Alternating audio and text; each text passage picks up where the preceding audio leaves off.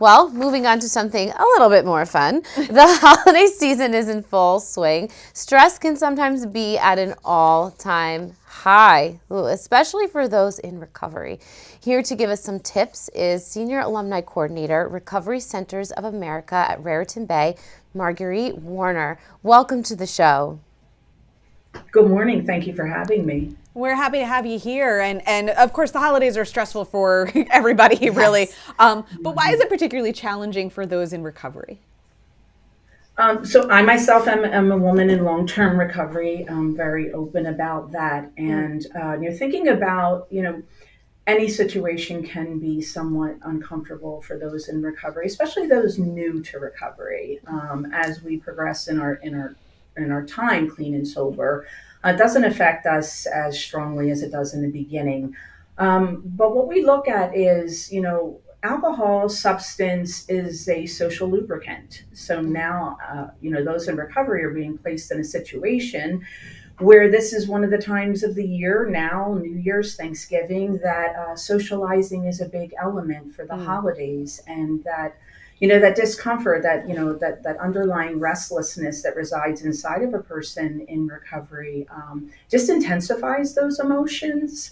For a very long period of time, those active in addiction have medicated themselves using substance. So therefore, we were basically emotionally flatlined in all situations. So now we're moving into, a time when I have nothing to medicate these feelings with. I have to present full on with, in these emotions, and it's just uncomfortable. But like I said, it's in the beginning of the process. A little later on in the journey, we become acclimated to it. We relearn how to be present in those situations. Now, some people who have loved ones going through the recovery process, they may think it's best not to talk about recovery. Their intentions are good. They want to be supportive, but they don't know how to move forward in conversation. Do you have any tips for starting meaningful conversations? I do. Actually, what I find to work best is to approach it with encouragement, somewhat like with some enthusiasm and an excitement for them, rather than looking at it as something in a negative light, that what they were once doing. Bring something positive to it, along the lines of being excited for them that they're embarking on this life change. Um, I think for a very long period of time, the people around us have felt like they were walking on eggshells, and they really didn't know how to communicate effectively with us. So now it's a different shift for absolutely everyone, the family, the parents, children. There's an extreme shift here. I think effective communication, the manner in which we present ourselves, in a loving, supportive manner, is the most effective. Become interested in it. Ask questions where you really truly want to know. Like what's going on. And I find what works the best, what brings a great deal of comfort, is do your best to not try to talk the person out of their answer.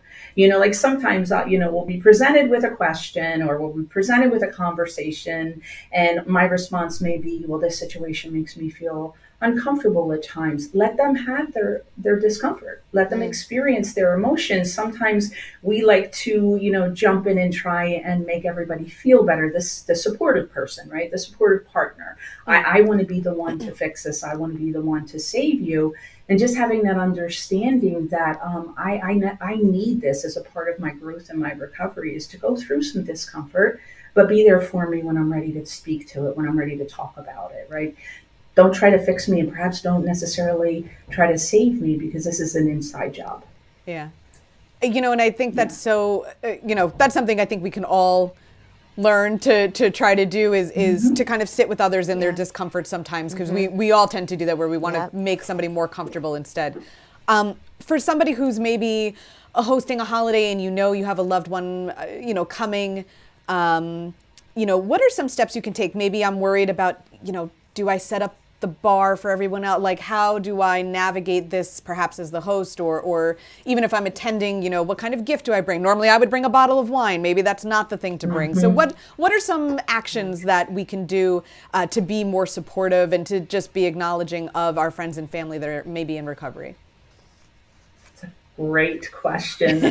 You made me giggle because I can't tell you the countless amounts of bottles of wine I received in early sobriety, and I would receive it at the front door, and then I would scurry out my back door and give it to my neighbor and come back into the house. Excuse me. It was just that awkward and uncomfortable.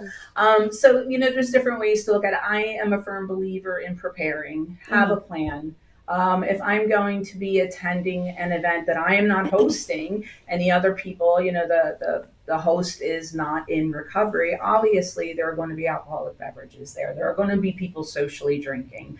I don't have discomfort in any way, shape, or form in bringing my own beverage. So I enjoy seltzer and lime. I drink it all the time. It became my go-to when I got sober, and now I enjoy it, all throughout the day. So I would bring my own personal, beverage of choice, so that I would have that just in case the person wasn't, mindful or thinking along those lines. Not everybody is open about their recovery. The host might not know that you're in recovery. So we have a responsibility for ourselves, so if we're going to enter into something like that, like I said, bring something that you're comfortable drinking, in a social atmosphere. Now, if you are the host and you do know that someone is in recovery and you're a family member or a very close loved one, and you want to be respectful and mindful of that, there are ways to do that. You can set up a nice, lovely little bar that isn't the centerpiece of the table. You can have that in an area where you go and you make the mixed drinks and you provide them for those that are participating in having the beverage. And then make an equally, lovely little place where there are diet sodas or there are seltzers or tonic water, whatever, you can make that person feel very comfortable as well. And Marguerite, where can we find more information about the Recovery Center?